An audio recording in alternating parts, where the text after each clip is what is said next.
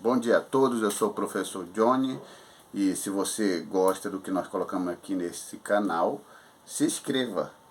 Você estará nos ajudando a divulgar a verdade. Porque o que importa é o conteúdo que nós colocamos aqui, para que as pessoas venham aprender cada vez mais a palavra do Senhor. Então a lição que nós iremos tratar hoje é a urgência do discipulado. Então, quando falamos da urgência do discipulado, há uma necessidade muito grande de se ensinar a palavra. Você me entende? Ensinar a palavra. E não ensinar o que a minha igreja prega. Não ensinar o costume da minha igreja. Não ensinar as regras de pioneiros que colocaram aquilo como uma verdade absoluta. Não é isso. Fazer discípulos do Senhor é ensinar a palavra, o que está escrito na palavra do Senhor, o que realmente Jesus disse, o que os apóstolos disseram, o que os profetas afirmaram, e assim por diante. Isso é ensinar a palavra do Senhor, porque tem muita gente por aí que quer fazer discípulo, não discípulo de Jesus, quer fazer discípulo de uma denominação. E isso não é bíblico, eu não creio nessas coisas, eu não sigo essas coisas, eu estou fora dessas coisas. Se alguém começar a querer me ensinar a palavra baseada em cima do que a sua igreja afirma e não o que a palavra afirma, olha, eu estou fora desse negócio. Isso aí é antibíblico, isso aí é simplesmente alienação. Você que está me ouvindo, eu creio que você não é alienado. Você quer aprender a palavra do Senhor, então vamos pela palavra do Senhor. A palavra do Senhor que é o manual. Não é eu que sou manual para a sua vida, não é o pastor que é manual para a sua vida, nem é uma placa de igreja que é um manual para a sua vida. O que é manual para a sua vida é a palavra de Deus. Sem ela, esquece todas as coisas. Porque não vai fazer sentido a vida cristã, onde a palavra de Deus não é um manual. Eu sou totalmente contra isso. Então a introdução diz o seguinte: o discipulado acompanha a pregação do Evangelho desde o princípio e é de fundamental importância como base inicial na formação cristã no novo convertido. Claro, o novo convertido é aquele que chega e não sabe nada, exatamente nada do que se trata. Ele foi tocado pelo Espírito Santo, ele está chegando, não conhece nada sobre o Espírito Santo, não conhece nada sobre Deus, não conhece nada sobre Trindade, não conhece nada sobre a vida de Jesus, sobre nada, exatamente nada. Então você vai ser aquele que vai instruir essa pessoa, você vai ensinar essa pessoa. Porém, existe um erro muito grande que as igrejas estão cometendo.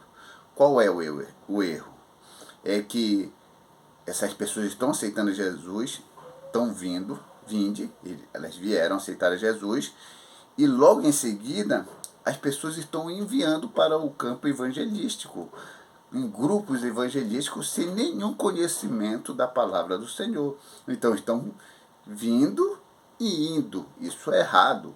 Isso é gravíssimo, porque essa pessoa não tem uma formação, ele não tem a ideia formada sobre Cristo e sobre a doutrina da Bíblia. E o que acontece? O que acontece? Ele vai se encontrar com outras pessoas que têm conhecimento da palavra de forma errada, e esse conhecimento de forma errada vai fazer com que ele fique confuso, em dúvida, e passe até a crer, de certa forma, que ele foi enganado naquela igreja e que naquela outra igreja lá está a verdade. Então ele precisa ter uma formação. Então o que é que eu aconselho? Eu aconselho o seguinte: vinde, porque aceitou a Jesus, ficai para aprender toda a doutrina, aprender o que a palavra quer dizer, e depois ide, depois de formado, depois de entender e compreender. Porque entender é inicial e compreender é algo mais aprofundado. E aí ele passa, assim, a ter base, firmeza naquilo que está ensinando. Porque fazer discípulo de meia boca não dá. Tem que fazer discípulo para que ele possa, dessa forma, ensinar com solidez, com uma firmeza na palavra do Senhor.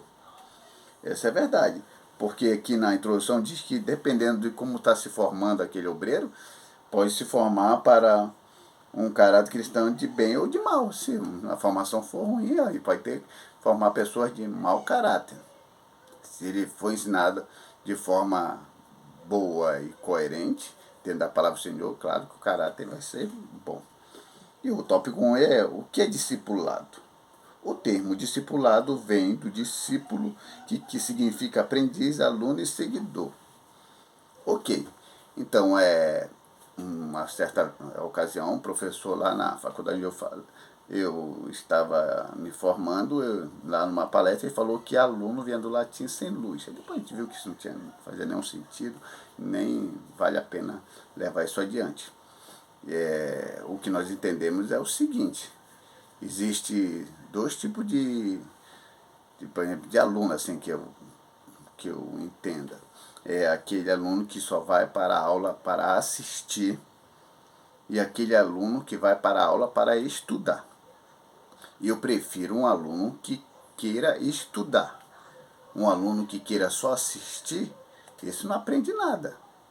Eu me lembro quando eu ensinava lá no seminário, eu estava esse tempo no setor 40, em Boa das Artes, ensinando lá teologia. Aí existiam alguns obreiros muito ansiosos, porque eles precisavam da formação teológica, eles precisavam do certificado. Não falo nem da formação, eles precisavam do certificado. Alguns, não eram todos.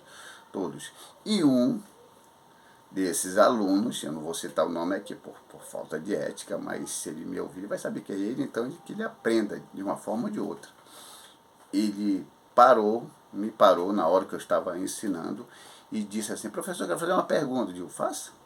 E ele diz: mas por que o senhor não dá, de 2 horas de aula, por que o senhor não reduz isso para meia hora, ou dá logo o certificado para todo mundo, aí todo mundo sai feliz logo, e aí é consagrado a presbítero, a diácono, sei lá. Então ele estava ali pelo certificado, ele não estava ali para aprender.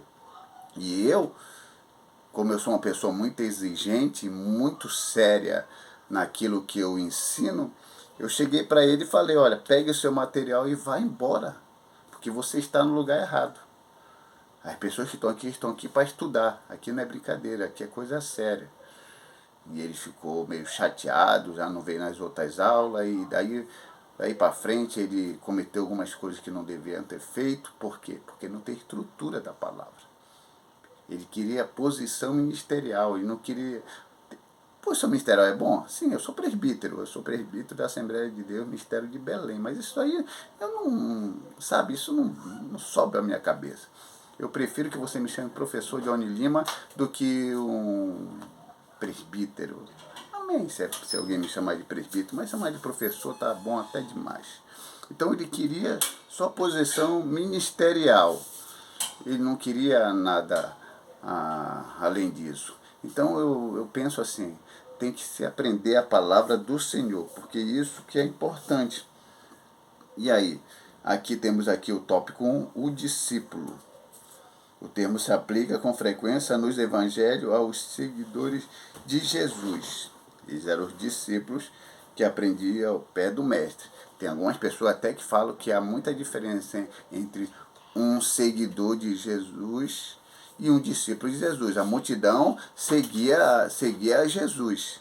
E os discípulos eram aqueles discípulos que estavam ali, que aprendiam e que futuramente eles tiveram essa formação bem importante para pregar o Evangelho. Então é preferível que você seja um discípulo. Quer ser seguidor e discípulo? Amém. Só seguidor como a multidão, que só seguia Jesus por causa do pão e dos milagres? Não. Você tem que seguir a Jesus como discípulo, para aprender e divulgar essas verdades do Evangelho. E tem aqui uma parte que eu grifei, a revista, trata-se de instruções que abrange vários aspectos da vida na área espiritual, emocional e social. Sim, quando você estuda a palavra do Senhor, tem que ser tanto social, tem que ser tanto emocional, como tem que ser espiritual. Você tem que estar bem de acordo com essas condições. Como diz assim: se é ensinar, haja dedicação ao ensino. Romanos capítulo 12, versículo 7. Isso são situações que diz que se você quer ensinar, que você se dedique ao ensino. Tenha segurança naquilo que você ensina. Porque caso contrário, o evangelho é simples, você tem que ensinar o que está escrito no evangelho, para que você possa ter uma formação e formar outras pessoas. Porque, como eu disse em outros vídeos, na igreja primitiva, a pessoa só passava a fazer parte do povo escolhido de Deus quando ele realmente se envolvia de tal forma. Não quando ele aceitava, nem quando se tornava membro. Não, quando ele passava a ser um cristão reprodutor. Ele começava a fazer discípulo. Aí as pessoas diziam, esse aí realmente tá no caminho certo do Evangelho. Isso que era importante. E o tópico 2, a grande comissão. A grande comissão é ir por todo mundo e pregar o Evangelho a toda criatura. E ir para ensinar é aquilo que eu falei para vocês. Vocês têm que ir fazer discípulo, mas para você ir, você precisa primeiro aprender a palavra. Caso você não saiba do que se trata a palavra, então não adianta você ir, porque você vai passar vergonha. Eu conheço muita gente por aí que tem pregado o evangelho para pessoas que não sabiam nada, foi um sucesso. Aí essa mesma pessoa que havia aceitado a Jesus através da pregação dele, ele sem o conhecimento, foi convidado para fazer uma visita, chegou lá, se encontrou com uma pessoa que tinha um outro ensinamento, e esse ensinamento ele que fez? Conseguiu desfazer tudo aquilo que havia dito, porque não tinha base, não tinha ensinamento. E aquele rapaz, aquele jovem saiu chorando daquela casa ali, totalmente confuso e frustrado. E que isso não venha a acontecer com nós. A gente tem que estudar, se preparar para a gente sair e ensinar. Como diz aqui uma pai, ensinando a guardar todas as coisas que eu vos tenho mandado. Se você quer ensinar todas as coisas que Jesus mandou, você vai ter que ler, você vai ter que estudar todas as coisas que Jesus disse. E outra coisa, quando você for estudar, nunca deixe de fazer uso de uma caneta para fazer anotações. Porque aquela pessoa que só lê por ler, não aprende nada. Você tem que ler e aquilo que lhe chamar a atenção, anote, porque isso vai fazer com que você vá fixando aquilo que você está lendo, estudando, porque é estudar. Agora eu digo uma coisa para vocês, eu concordo, não existe a questão estudar em grupo de estudo, isso não existe.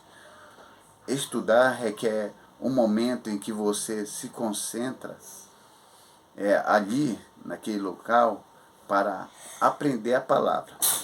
E eu achei uma coisa bem interessante de um educador falando, que quando você for estudar, e ele disse se você pode estudar sem televisão, disse que não, nem computador, não. Mas você pode estudar ouvindo música. Isso foi bem interessante porque disse, né, ouvindo música, isso não tira a consideração? Sim, a música tira a sua consideração se você estiver ouvindo uma música no idioma que você entende. Porque assim, tem um lado do cérebro que você estuda e outro fica meio que vazio, que é o lugar da música e tudo. E quando ele fica vazio, no sentido passivo, acontece de você estar estudando e do nada surgir palavrinhas que não tem nada a ver, ou seja, você está estudando Jesus é o Salvador, Jesus, homem das cavernas. Homem das cavernas, onde saiu essa palavra homem das cavernas? Por quê? É o teu cérebro brincando, porque o lado lá que está vazio, ele começa a interferir no outro lado. Então quando você ouve uma música, esse lado vazio, que ele já começa a ser preenchido, mas como eu te falei, tem que ser uma canção que não seja no teu idioma, porque se for no idioma, ele começa a ir lá para o outro lado, também as palavras que você conhece, aí começa a bagunçar o que você ensina. Tem aquelas pessoas que gostam de silêncio extremo, aí, no meu caso não é esse, né? Então, você vê aí, então, caneta é importante para fazer essas anotações, para você aprender. Tópico 3, educação cristã. Quando falamos de educação cristã, falamos assim de um currículo. Às vezes os seminários nos oferecem alguns estudos sobre Deus, sobre anjos, sobre Espírito Santo, sobre Trindade e assim por diante. Isso são cursos que é oferecido. Estudamos, nos formamos e ficamos entendidos sobre isso. Esses cursos teológicos são importantes. Agora, a única coisa que me deixa chateado em relação aos estudos que às vezes as igrejas oferecem, não todas, mas a maioria, é que se cobra um valor muito alto para se aprender a palavra do Senhor.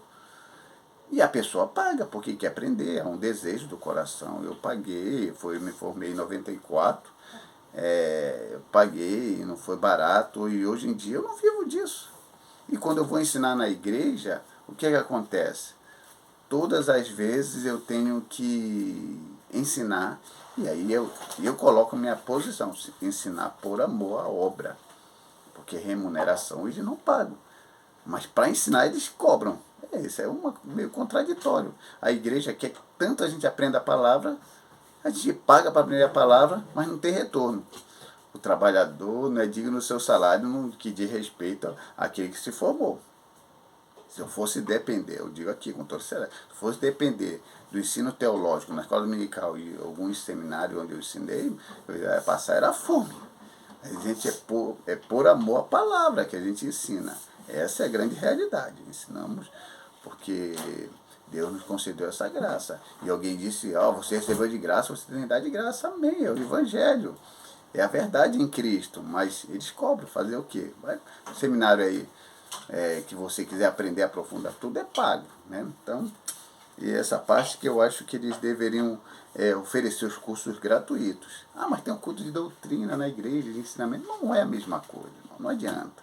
Ver um pregador pregando não é a mesma coisa, porque quando o pregador vai pregar, ele não está ensinando, ele está fazendo tudo é aplicação. Ele não está falando o que o autor está dizendo realmente, ele está falando o que ele entende. Você me entende? Ele está falando que o autor não deu a entender. O autor falou outra coisa, ele fala uma outra coisa. É aplicação. Tem que a homilética também não condena as aplicações, mas é bom ficar entendido isso. Tópico 2. O tripé do discipulado é palavra, comunhão e serviço. Realmente, discipulado não pode faltar a palavra do Senhor. A base do nosso estudo teológico é a palavra. Sem palavra de Deus, não há ensinamento teológico. O teólogo só é verdadeiro se ele usar a palavra como base. Se ele usar outros meios e anular a palavra, ele não é teólogo nem aqui nem na China. Ele é simplesmente um cara que está se passando por algo que não é. Então, o teólogo cristão, o discípulo que estuda a palavra tem que ser a base. Sem palavra, sem acordo. Aí ele fala aqui sobre comunhão. Comunhão traz aqui algumas situações de comunhão, que ele traz aqui, tem uma palavra no grego, que é koinonia, e é uma palavra bem interessante, ou participar mutuamente de algum evento comum ou acordo. E aí ele diz que a igreja primitiva deu esse exemplo de comunhão. Vou dizer uma coisa para vocês, se comunhão é acordo, e a igreja de Jerusalém como exemplo, a gente tem que entender o seguinte: a igreja de Jerusalém, eles tinham um único pensamento de princípio: não sair e não pregar para pessoas que não fossem do povo judeu. Esse era o pensamento. O apóstolo Paulo já foi um que é conhecido como apóstolo do gentil, começou a pregar para outros povos. A igreja de Jerusalém ficou sabendo e tal, ele foi lá, conversou para que houvesse uma comunhão, um acordo entre eles. De princípio houve um acordo ali, e depois houve algumas dificuldades, o apóstolo Paulo se afastou de vez deles. Então, eu não vou botar a igreja de Jerusalém como um exemplo. Cadê a igreja de Jerusalém? Existe a igreja de Jerusalém hoje em dia? Cadê a igreja de Jerusalém? Cadê a igreja de Filadélfia? Não existe. O que existe são as pessoas que vão divulgando e vão pregando a palavra, e o evangelho vai se espalhando.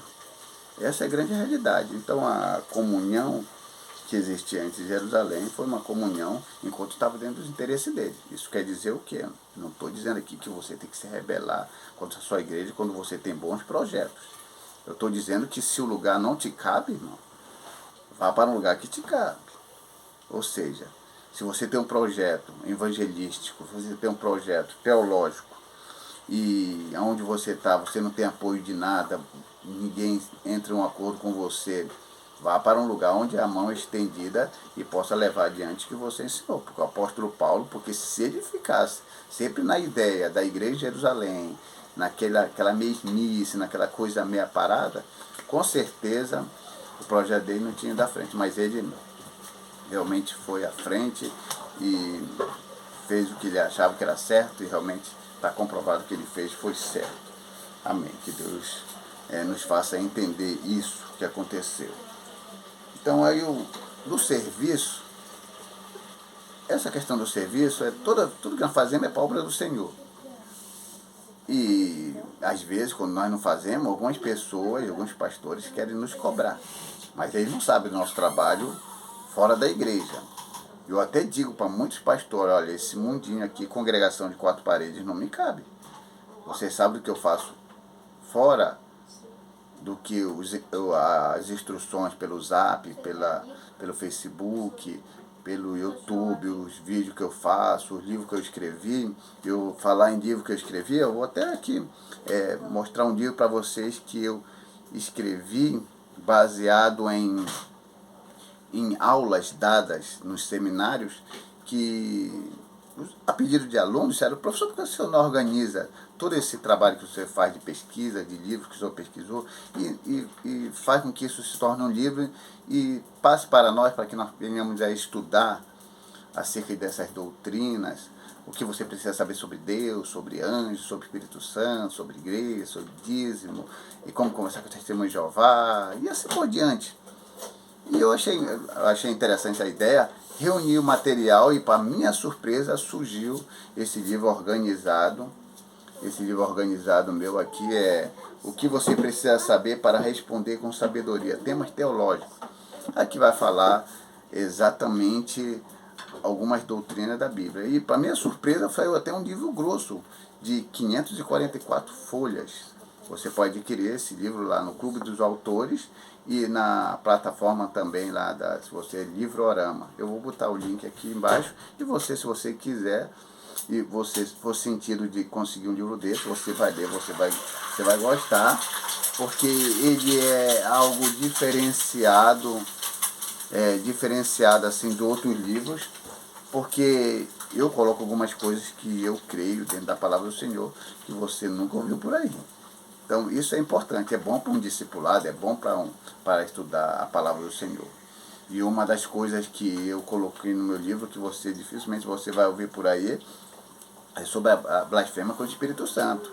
Um diz que é entristecer o Espírito Santo, outro diz que é o adultério, outro diz que é o suicídio. E eu aqui nesse livro falo claramente que a única blasfêmia com o Espírito Santo é que a pessoa peca, continua pecando e morre em pecado. Essa é a maior blasfêmia, porque depois da morte segue seu juízo, não há mais o que se fazer. Agora, se alguém afirma para mim que há capacidade de uma pessoa blasfemar contra o Espírito Santo ainda estando vivo, aí eu digo: mas parabéns, você conseguiu fazer um pecado que conseguiu ultrapassar o sacrifício de Cristo. Porque quando Cristo morreu para o nosso pecado, o sacrifício dele está acima de todos os pecados. Nenhum pecado está acima do sacrifício de Cristo. Então é um dos assuntos que eu falo sobre nesse livro. E também falo sobre o dízimo, não de uma forma totalmente a favor e nem totalmente contra, porque a gente vai analisando e vendo quais são os pensamentos. Mas tudo é para a glória do Senhor. Isso que é importante. Então, quando se fala de serviço, é isso aí. É estudar, é passar o material. E estamos aí. Quando a gente partir para a glória, os materiais estão aí para que o povo possa ser instruído na verdade. E esse é o desejo do nosso coração. Deus conhece o que nós temos dentro de nós. Não há nada interesse de enriquecer. Não sei nem falar essa palavra porque ela não me cabe. Se Deus quiser fazer que nós venhamos a receber uma certa prosperidade, amém. que esteja dentro da vontade deles no que diz respeito a mim. O que diz respeito ao outro, nós queremos o melhor para o outro, em nome de Jesus. Tópico 3. O discipulado e o crescimento sadio da igreja. A igreja precisa do processo do discipulado para cumprir o propósito da grande comissão. Claro, tem que ter esse discipulado, tem que ter essas pessoas que nós precisamos formar, mas pelo menos ajudem também. Começa a colocar uns cursos gratuitos de teologia de verdade, não linguiça não aí de professores que se formaram, a gente vai lá, só é linguiça, tem que falar o que está escrito realmente. Aqui, tópico 1, crescimento espiritual. O processo do discipulado tem por objetivo instruir o novo convertido sobre vários aspectos da vida cristã. Claro, a vida espiritual vai fazer ele crescer, porque ele vai entender, ele vai ir além, porque a palavra do Senhor é como um livro que veio do céu para nós. Então nós vamos estudar uma coisa que não é da terra. Não é como geografia, matemática, português, não é essas coisas não. Isso aqui é tudo aqui de baixo. A palavra do Senhor ela veio de cima para fazer-nos instruídos nessa verdade. E é muito bom isso aí. E aí fala assim, crescer na graça e no conhecimento. Tem gente que às vezes só quer crescer na graça. E aí fica muito espiritual, fanático, chato e não conhece nada da palavra de Deus, começa a ensinar heresia. Já tem aqueles que não querem graça, não querem espiritualidade, vira um intelectual teológico, um intelectual teólogo, que aí de nada vale. Tudo tem que estar ligado. Você prega com unção, você ensina com unção, tem que ter essa espiritualidade. As duas andam junto, crescer na graça e no conhecimento. Não pode ficar só um